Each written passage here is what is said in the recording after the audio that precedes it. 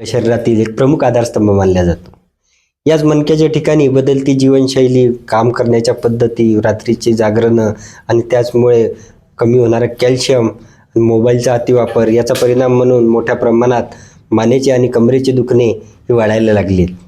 मणक्याच्या विकारामध्ये वाढणारे spondylosis, spondylitis किंवा बऱ्याच वेळा डिस्क बल्जेस अशा प्रकारचे त्रास मोठ्या प्रमाणात जाणवायला लागत आहेत.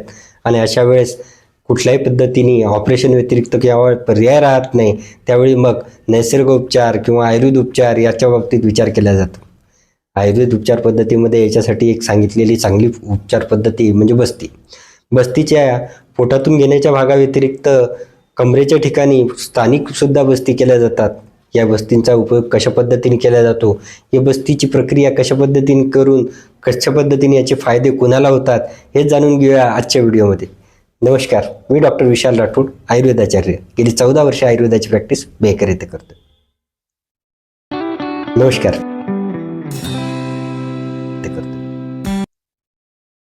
नमस्कार, मी डॉक्टर विशाल राठोड, आयुर्वेदाचार्य. गेली 16 वर्षे आयुर्वेदाची प्रॅक्टिस बेकर येथे करतोय. कमरेच्या ठिकाणी मोठ्या प्रमाणात जाणवणाऱ्या कळा किंवा कमरेपासून पायाकडे एकाच पायाला लागणारी कळ असो किंवा तिथे जाणवणारा दौर्बल्य असो, अशा प्रकारच्या त्रासाला सायटिकेसारखे त्रास सुद्धा मानले जातात.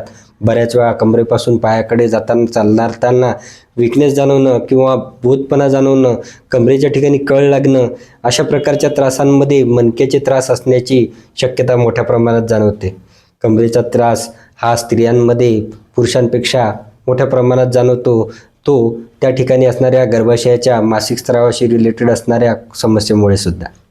अशा वेळेस मोठ्या प्रमाणात कमरेच्या ठिकाणी खवैगुण्य येणं किंवा वातप्रकोप वाढणं, आणि हा वातप्रकोप याचा परिणाम म्हणून बऱ्याच वेळा तिथल्या डिस्क त्या असतात, गादीसारखी रचना जी मणक्याच्या ठिकाणी असते त्याला डिस्क असं म्हटलं जातं. या डिस्कच्या ठिकाणी बल्जेस डेव्हलप होणं किंवा सूज वाढणं, त्याचमुळे बऱ्याच वेळा कॉम्प्रेशन येऊन सायटिक नर्व कॉम्प्रेस व्हायला लागते आणि पायाकडे चालताना कळा लागायला लागतात. यासाठी केली जाणाऱ्या टेस्ट किंवा MRI याच्यामध्ये ज्यावेळी निदान होतं त्यावेळेस मात्र पेनकिलर आणि ट्रॅक्शन या व्यतिरिक्त काही फिजिओथेरपीसारखे प्रकार, या व्यतिरिक्त कुठल्याही प्रकारची चिकित्सा पद्धती यावेळेस काम करत नाही. अशा वेळेस मोठ्या प्रमाणात हे त्रास ऑपरेशनपर्यंत नेऊन टेकणं हे सुद्धा दिसायला लागतं. अशा वेळेस आयुर्वेदातली एक साधारण पंचकर्माची उपचार पद्धती, ज्यामध्ये स्थानिक उपचारामध्ये कटिबस्तीसारखा प्रकार केला जातो.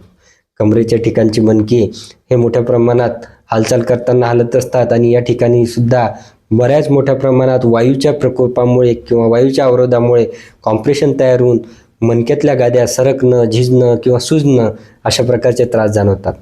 या गाद्यांच्या ठिकाणी असणाऱ्या रिझर्व्ह कॅल्शियम हे सुद्धा कमी होतं आणि त्याचा परिणाम म्हणून सुद्धा मोठ्या प्रमाणात तिथे कळ लागणं किंवा जखडण ह्या त्रास वाढायला लागतात आणि कंबर कुठल्याही प्रकारचा काम करू देत नाही.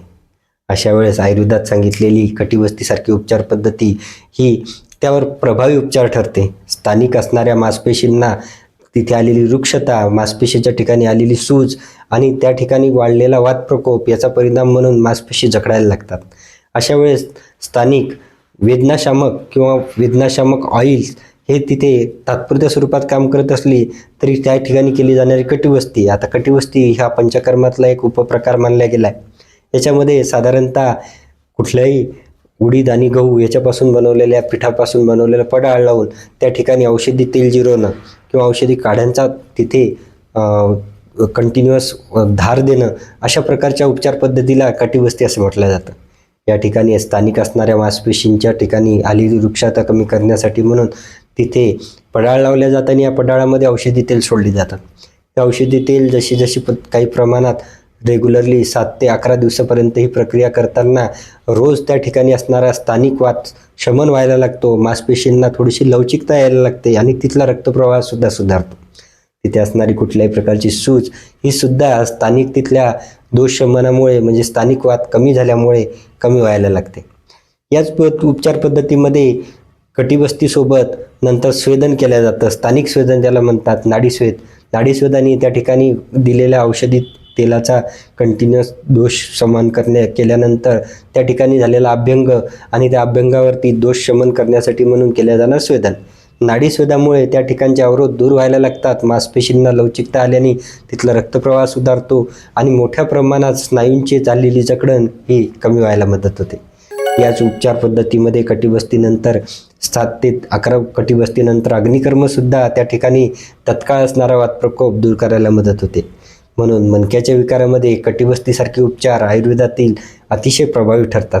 आपण सुद्धा याही प्रकारे मणक्याच्या विकारामध्ये किंवा कंबरदुखीमध्ये मोठ्या प्रमाणात त्या ठिकाणी जखडण, सूज किंवा ठणक असेल आणि MRI कुठल्या निदानानंतर ऑपरेशनपूर्वी मात्र या पर्यायाचा उपयोग जरूर केला पाहिजे, जेणेकरून आपण सुद्धा मणक्याच्या विकारामध्ये होणारे ऑपरेशनसारखे प्रकार टाळता येऊ शकतील.